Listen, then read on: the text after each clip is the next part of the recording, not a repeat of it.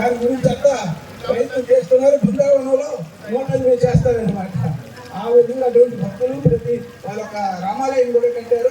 రామాలయంలో చాతుర్మాస్యాలు, ఏకాదశి వ్రతాలు అన్నీ చేస్తూ ఉంటారు. హైదరాబాద్ నుంచి వచ్చారు. వారికి కూడా భగవంతుడు ఆయుర ఆరోగ్యాన్ని ప్రసాదించారు.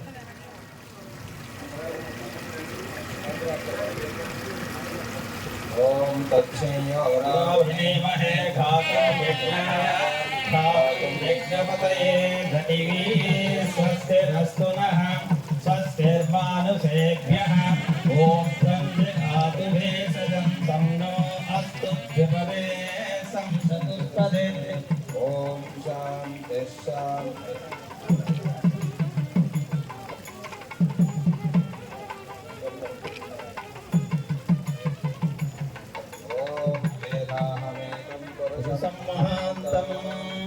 ఆదిత్యవర్ణం తమసస్సు పారే సర్వాణి రూపాణి విచిత్య ధీరః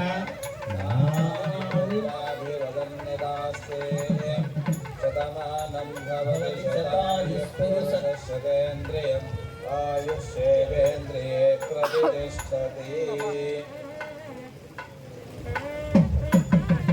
రామకోటి యజ్ఞ మహిళా భక్త బృందం అందరినీ కూడా స్వామివారు